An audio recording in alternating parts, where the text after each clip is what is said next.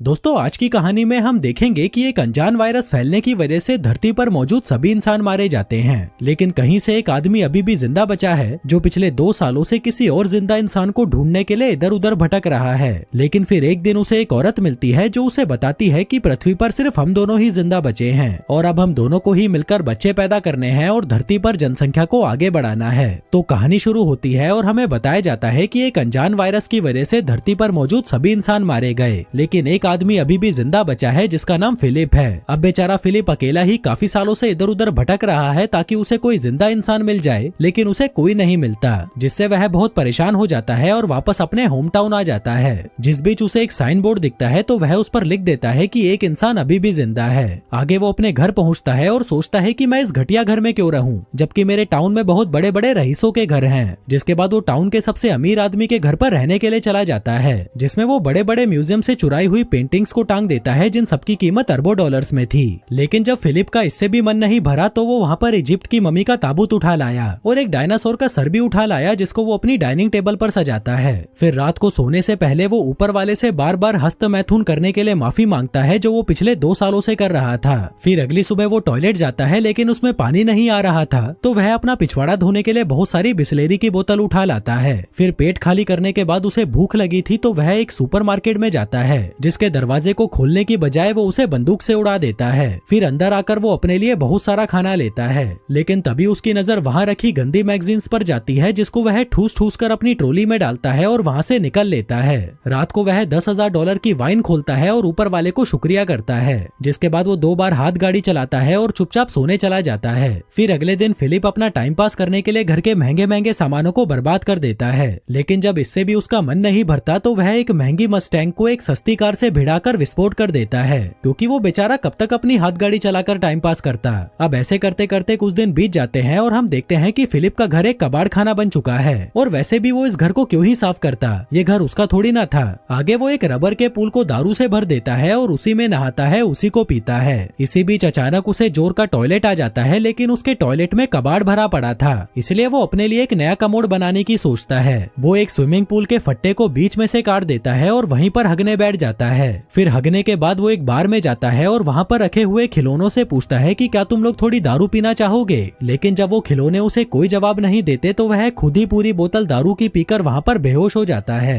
थोड़ी देर बाद जब उसे होश आता है तो वह एक खिलौने को अपने साथ कार में लेकर एक लड़की के पुतले के पास जाता है और उससे बातें करने लगता है। कहता है कि मैं बहुत दिनों से तुम्हें नोटिस कर रहा हूँ, लेकिन मुझमें इतनी हिम्मत नहीं थी कि मैं तुम्हें अपनी दिल की बात बता सकूं। जो कहकर वो उसे किस करने लगता है कि तभी उस पुतले का हाथ टूट जाता है, जिसे देखकर फिलिप उदास हो जाता है और अगले दिन एक पहाड़ी पर जाकर वहाँ पर RIP फिलिप लिख देता है। जिसके बाद वो अपनी कार में बैठता है और उसे फुल स्पीड से पहाड़ी से क्रैश करवाने के लिए आगे बढ़ता है, लेकिन इससे पहले कि वो अपनी जान देता उसे वहाँ कुछ अजीब सी चीज दिखाई देती है। वो जल्दी से अपनी कार रोकता है और देखता है कि पहाड़ के पीछे से धुआं निकल रहा है, जिसका मतलब था कि कोई इंसान अभी भी जिंदा बचा है, इसलिए वो जल्दी से उस धुएं की तरफ आगे बढ़ता है। फिर उस जगह पर पहुंचकर उसे एक कैंप लगा हुआ दिखाई देता है, जिसके साथ ही वहाँ पर एक लड़की की ब्रा भी टंगी हुई थी, जिसे देखकर वह खुश हो जाता है और उस ब्रा को सूंघने लगता है, जिसके बाद वो वहीं पर बेहोश हो जाता है। थोड़ी देर बाद जब उसे होश आता है तो वह खुद को एक खूबसूरत लड़की की गोद में लेटा हुआ पाता है, जो उसे कहती है कि मुझे तो यकीन ही नहीं हो रहा कि तुमने मुझे ढूंढ लिया, जो कहकर वो उसे किस करने लगती है। पर तभी फिर से उसकी आंख खुलती है और वह देखता है कि एक लड़की उसे CPR दे रही थी और वो दिखने में बिल्कुल भी खूबसूरत नहीं थी, इसलिए वह उससे डरकर दूर हट जाता है। वो उससे पूछता है कि वो खूबसूरत लड़की कहाँ गई, जिस पर वो लड़की, जिसका नाम कैरल होता है, कहती है कि तुम बेहोश हो गए थे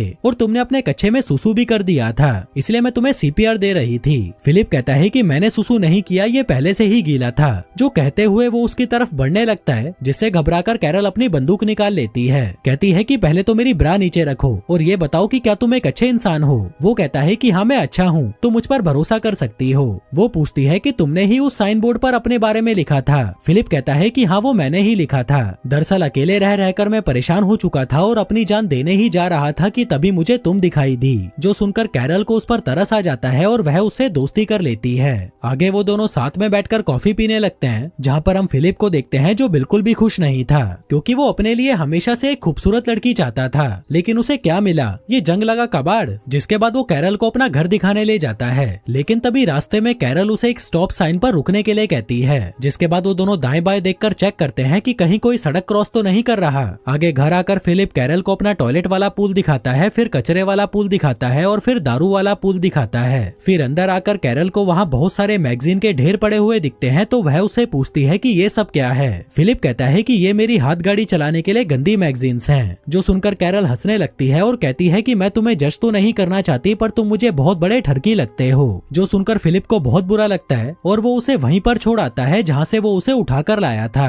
फिर अगली सुबह जब उसकी नींद खुलती है तो वह देखता है कि कैरल फिर से वहाँ पर आ गई है और उसके घर का कचरा साफ कर रही है। फिलिप कहता है कि आगे से जब तुम मेरे घर का कचरा साफ करने आओ तो मुझे बता कर आना। जो सुनकर कैरल को गुस्सा आ जाता है और वह फिर से वहाँ पर उस कचरे को फैला देती है। फिलिप उसे रोकने की कोशिश करता है तो वह कहती है कि हमें इसे साफ करने के लिए क्लीनर चाहिए, जिसको लेने के लिए वो दोनों सुपरमार्केट पहुंच जाते हैं। तभी फिलिप अपनी कार को हैंडीकैप लोगों की पार्किंग में खड़ी कर देता है, तो कैरल उसे कहती है कि ये जगह हैंडीकैप लोगों की है, तुम अपनी कार कहीं और खड़ी करो। जो सुनकर फिलिप को गुस्सा आ जाता है और वो कहता है कि कहीं तुम पागल वागल तो नहीं हो, इस दुनिया में हम दोनों के अलावा कोई और है ही नहीं, तो यहाँ पर हैंडीकैप इंसान कहाँ से आएगा। कैरल कहती है कि जो भी हो, पर तुम अपनी कार को कहीं और पार्क करो। अब फिलिप का दिमाग घूम चुका था, तो वह अपनी कार को सीधा सुपरमार्केट के अंदर घुसा देता है। फिर रात को वह अपने खिलौने दोस्तों से बात करने बार में जाता है और उन्हें बताता है कि अब मैं इस दुनिया का आखिरी इंसान नहीं रहा। मुझे लगा था कि मुझे एक खूबसूरत लड़की मिलेगी जिसके साथ मैं रोज मजे करूंगा, लेकिन मुझे क्या मिला, ये सड़ा हुआ करेला कैरल। फिर अगली सुबह जब वो बियर से कुल्ले कर रहा था, तभी वह देखता है कि कैरल अपना सामान पैक करके वहीं पर रहने आ रही है। जो देखकर वह दौड़ता हुआ उसके पास आता है और कहता है कि तुम्हें पता है ना ये दुनिया कितनी बड़ी है, तो तुम्हें रहने के लिए मेरे घर का बगल वाला घर ही मिला था। कैरल कहती है कि तुम्हें इससे क्या प्रॉब्लम है, क्या तुम्हें डर लग रहा है कि मैं तुम्हें गंदी गंदी हरकतें करते देख लूंगी। तभी फिलिप उसके सामने अपना कच्छा उतार देता है और कहता है कि ले देख ले, अब और क्या ही बचा है देखने के लिए। कैरल कहती है कि देख यार, हम दोनों को किसी मकसद के लिए चुना गया है और वो मकसद है धरती की जनसंख्या को आगे बढ़ाना। फिलिप कहता है कि देखो, मैं तुम्हारी इंसल्ट तो नहीं कर रहा, लेकिन मैं तुम्हारे साथ सुहागरात मनाने में बिल्कुल भी इंटरेस्टेड नहीं हूँ, चाहे तुम इस धरती की आखिरी औरत ही क्यों ना बची हो। जो कहकर वो वहाँ से चला जाता है और अपने टट्टी वाले पुल पर बैठकर हगने लगता है। पर तभी कैरल वहाँ पर आती है और कहती है कि क्या तुम अंदर जाकर नहीं हग सकते। वो कहता है कि नहीं, क्योंकि अंदर पानी नहीं है। कैरल कहती है कि देखो यार, हमें इंसानों की तरह जीना होगा, तभी हम आगे जाकर अपने बच्चों को एक बेहतर जिंदगी दे पाएंगे। वो कहता है कि पागल की बच्ची, तुझे समझ नहीं आता कि मैं तेरे साथ बच्चे पैदा नहीं करना चाहता।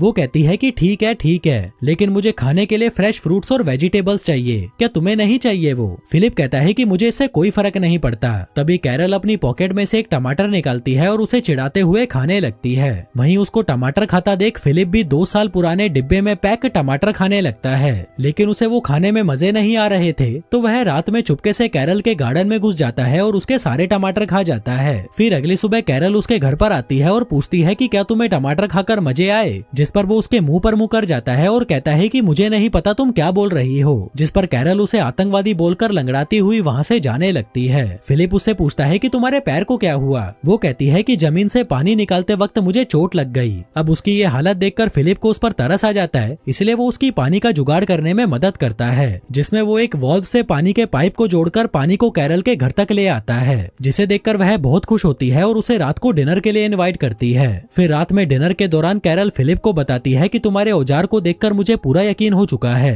कि ऊपर वाले ने हमें धरती पर जनसंख्या को आगे बढ़ाने के लिए मिलवाया है। फिलिप कहता है कि ठीक है, अगर तुम इतना ही जोर दे रही हो तो आज रात को हम कर ही लेते हैं। कैरल कहती है कि नहीं, मैं तुम्हारे साथ तब तक सुहागरात नहीं मनाऊंगी जब तक तुम मुझसे शादी नहीं कर लेते। जो सुनकर वह हंसने लगता है और कहता है कि तुम मजाक अच्छा कर लेती हो। वो कहती है कि नहीं, मैं मजाक नहीं कर रही, क्या तुम ये चाहते हो कि इस धरती पर पैदा होने वाला पहला बच्चा नाजायज हो। फिलिप कहता है कि तुम ये शादी क्यों करना चाहती हो, जबकि इस चीज का कोई मतलब नहीं है। वो कहती है लेकिन मेरे लिए मतलब है, अगर दुनिया खत्म हो गई है तो इसका मतलब ये नहीं कि हम अपने रीति रिवाज भूल जाएं। अब फिलिप को किसी भी हाल में उसके साथ इंटीमेट होना ही था, इसलिए वो उसके साथ शादी करने के लिए मान जाता है। कैरल कहती है कि पहले तो मुझे अच्छे से कहो अपने घुटनों पर बैठकर, जिस पर फिलिप अपने घुटनों पर बैठकर उसे प्रपोज करता है और कैरल उसे हाँ बोल देती है। लेकिन उसकी हाँ सुनकर फिलिप को बिल्कुल भी खुशी नहीं होती, तो वह डिनर को आधे में ही छोड़कर वहाँ से घर चला जाता है, जिसके पीछे पीछे कैरल उसके लिए खाना लेकर आती है। कहती है कि तुम्हें पता है अमेरिका का राष्ट्रपति मर चुका है, इसलिए अब हम दोनों में से ही किसी को राष्ट्रपति बनकर देश की कमान अपने हाथों में लेनी होगी।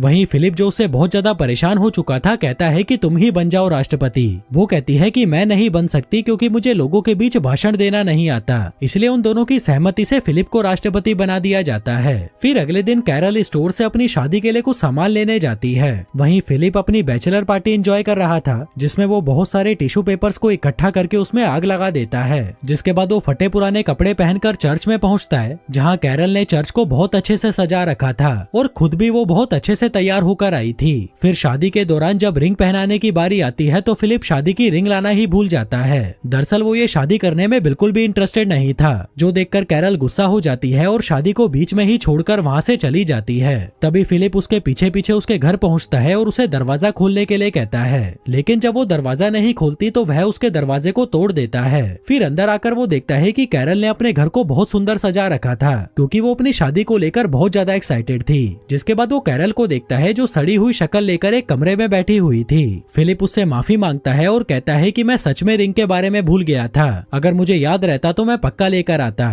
वहीं कैरल भी उसे माफ कर देती है। जिसके बाद वो दोनों अंगूठी लेने के लिए एक ज्वेलरी शॉप में जाते हैं, जहाँ से वो बहुत सारी अंगूठियां उठा लेते हैं, जिनको एक एक करके फिलिप कैरल की उंगलियों में पहना देता है और उससे शादी कर लेता है। फिर रात को जब सुहागरात मनाने की बारी आती है तो कैरल उसके साथ इंटीमेट होने की बजाय रात भर उससे बातें करती रहती है। फिर अगले दिन से कैरल भी फिलिप के साथ वो सभी चीजें करती है जिसको करने में फिलिप को बहुत मजे आते थे। जिसके बाद वो कैरल को अपनी एक्स गर्लफ्रेंड से भी मिलवाता है, जिसको देखकर कैरल को उससे जलन होने लगती है तो वह उसे उठाकर बाहर फेंक देती है। फिर खूब मौज मस्ती करके जब वो दोनों घर की ओर जा रहे थे तभी चौराहे पर उनकी कार एक लिमोजिन से टकरा जाती है। फिलिप जल्दी से उतरकर उस लिमोजिन को देखने जाता है कि कहीं उसमें कोई इंसान तो नहीं है, और तभी उसमें से मेलिसा नाम की एक खूबसूरत लड़की नीचे उतरती है, जिसे देखकर फिलिप के तो होश ही उड़ जाते हैं। वहीं कैरल भी मेलिसा को देखकर बहुत खुश होती है और फिर वो तीनों उसकी कार से फिलिप के घर पर जाने लगते हैं, जहाँ रास्ते में फिलिप मेलिसा को घूरे जा रहा था और उसको पटाने के लिए उसकी छोटी छोटी बातों पर खिलखिलाकर हंस रहा था।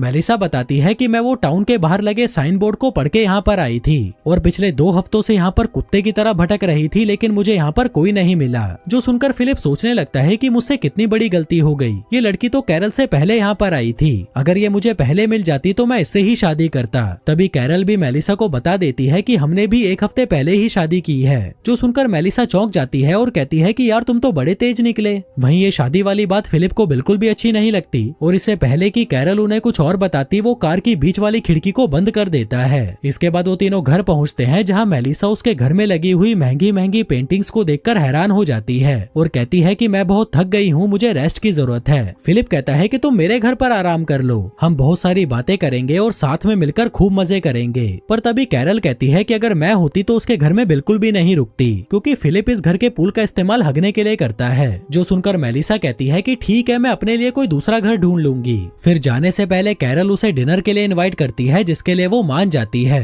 तभी कैरल उसे गले लगा लेती है। वहीं फिलिप जो ऐसे मौके कभी नहीं छोड़ता, वो भी उनके बीच में घुस जाता है और जाकर मेलिसा को पीछे से चिपकने लगता है। फिर शाम के समय जब डिनर की तैयारी की जा रही थी तभी फिलिप वहाँ पर अपनी दाढ़ी काट कर आता है, जो देखकर कैरल चौंक जाती है कि जब उसने कहा था तो फिलिप ने उसे दाढ़ी काटने से मना कर दिया था। दरअसल वो मेलिसा के साथ इंटीमेट होने की नाकाम कोशिश कर रहा था, जिसके लिए वो कुछ भी करने को तैयार था। फिर रात में जब सभी डिनर टेबल पर थे तभी फिलिप मेलिसा को घूरे जा रहा था और अपने आप को कोसे जा रहा था कि उसने इतनी जल्दी शादी क्यों कर ली। जिसके बाद वो मेलिसा की हर बात में हाँ मिलाने लगता है, जैसे कि जो मूवी मेलिसा की फेवरेट थी वो फिलिप की भी फेवरेट थी, जो खाना मेलिसा का फेवरेट था वो उसका भी फेवरेट था, जो कार उसकी फेवरेट थी वो उसकी भी फेवरेट थी। दरअसल वो ये इसलिए कर रहा था ताकि मेलिसा को लगे कि इन दोनों के बीच में कोई कनेक्शन है। फिर डिनर खत्म होने के बाद कैरल फिलिप को अपने साथ मस्ती करने के लिए बुलाती है, लेकिन फिलिप का बिल्कुल भी मन नहीं था तो वह उसे मना कर देता है और कहता है कि मेरे पेट में दर्द है। कैरल पूछती है कि तुम मुझे एक बात बताओ, कहीं तुम मेलिसा से आकर्षित तो नहीं हो? वो कहता है कि नहीं, ऐसा कुछ नहीं है, जो कहकर वो सोने चला जाता है। तभी आधी रात में मेलिसा उससे अपनी बजवाने आती है, जिसे देखकर फिलिप कुत्ते की तरह उसके पीछे जाने लगता है। पर तभी उसे वहाँ कमोड पर बैठी हुई कैरल दिखाई देती है, जिसे देखकर वह बुरी तरह डर जाता है। फिर अगली सुबह मेलिसा फिलिप से मिलने आती है, जहाँ वो देखती है कि फिलिप एक्सरसाइज कर रहा था। दरअसल वो मेलिसा को अपनी बॉडी दिखाकर पटाना चाहता था। मेलिसा उसे बाहर बुलाती है और पूछती है कि ये सब क्या है। फिलिप कहता है कि ये मेरी तरफ से तुम्हारे लिए एक तोहफा है, क्योंकि मैंने तुम्हारी लिमोजिन जो तोड़ दी थी। वो कहती है कि तुम्हें ये सब करने की कोई जरूरत नहीं है। इसी बीच कैरल फिलिप को आवाज लगाकर अपने पास बुलाती है और पूछती है कि क्या तुमने मेलिसा को एक नई कार गिफ्ट की है? वो कहता है कि हाँ, क्योंकि मैंने उसकी लिमोजिन तोड़ जो दी थी। वो कहती है कि तुम्हारे पास ये सब करने का टाइम है, जबकि मैं तुम्हें 100 बार बोल चुकी हूँ कि मेरा दरवाजा ठीक कर दो, पर तुम्हारे पास इसके लिए टाइम नहीं है। अब मुझे नहीं पता तुम इसे कैसे भी ठीक करो। आगे कैरल मेलिसा को अपनी शादी की फोटोज दिखाती है जो उसने खुद ड्रॉ की थी। मेलिसा पूछती है कि अगर तुम दोनों की शादी हो चुकी है तो तुम दोनों साथ में क्यों नहीं रहते। वो कहती है कि नहीं, मैं उसके साथ नहीं रह सकती, वो बहुत गंदा है। मैंने उसके साथ शादी सिर्फ धरती पर जनसंख्या को बढ़ाने के लिए की है। वहीं जब फिलिप दरवाजा ठीक कर रहा था तभी मेलिसा उसके पास आती है। वो कहती है कि मेरे पास एक जनरेटर है जिससे हम बियर को ठंडी करके पी सकते हैं, इसलिए तुम शाम को कैरल को लेकर मेरे घर पर आ जाना। लेकिन फिलिप अकेले ही उसके घर बियर पीने पहुंच जाता है और उससे कहता है कि कैरल की तबीयत खराब है इसलिए वो नहीं आ सकती, जबकि इसने कैरल को बताया ही नहीं था कि मेलिसा ने इनको बियर पीने के लिए इनवाइट किया है। फिर बातों के दौरान मेलिसा उसे बताती है कि मैं पिछले 2 सालों से किसी मर्द की तलाश में भटक रही हूँ, क्योंकि मुझे भी मजे करे काफी साल बीत चुके हैं। मेरी भी कुछ जरूरतें हैं जिन्हें मैं पूरा करना चाहती हूँ। फिलिप कहता है कि हाँ, मैं समझ सकता हूँ, ये सब नेचुरल है। मेलिसा कहती है कि मैं तुम दोनों के लिए बहुत खुश हूँ कि तुम दोनों साथ में हो। भले ही तुम दोनों में अनबन चलती रहती है पर तुम दोनों साथ में तो हो, जिसकी मैं बहुत इज्जत करती हूँ। वहीं फिलिप उसे ये बताने के लिए तड़पा जा रहा था कि मैं कैरल से बिल्कुल भी खुश नहीं हूँ। मैं तो तुम्हारे जैसी किसी लड़की के साथ मजे करना चाहता था, पर मुझे क्या मिला, ये सड़ा हुआ कचरा। मेलिसा कहती है कि मेरी भी किस्मत देखो, मुझे धरती पर मौजूद एक आखिरी मर्द मिला और वो भी शादीशुदा। फिलिप कहता है कि चिंता मत करो, अब वो मर्द शादीशुदा नहीं रहेगा। जिसके बाद वो अपनी शादी तोड़ने के लिए कैरल के पास जाता है, लेकिन वो उसे कुछ कह नहीं पाता क्योंकि वो उनकी शादी की फोटो से दरवाजे पर टांगने वाला दिल बना रही थी, जो देखकर उसे कैरल पर तरस आ जाता है और वो उसकी फीलिंग्स को हर्ट नहीं करना चाहता था, इसलिए वो चुपचाप वहाँ से अपने घर चला जाता है। वहीं दूसरी तरफ हम एक ऑडी को आते हुए देखते हैं, जिसका मतलब था कि एक इंसान और भी है जो इस धरती पर जिंदा बचा है। जो इंसान वहाँ पर फिलिप का वो अलाइव वाला बोर्ड देखता है और उस टाउन की तरफ निकल पड़ता है। अब ये इंसान कौन था और उन लोगों के अलावा और कितने इंसान हैं जो अभी भी जिंदा बचे हैं, और क्या अपना फिलिप मेलिसा के साथ सुहागरात मना पाएगा, ये सब देखेंगे हम अगले वीडियो में। धन्यवाद।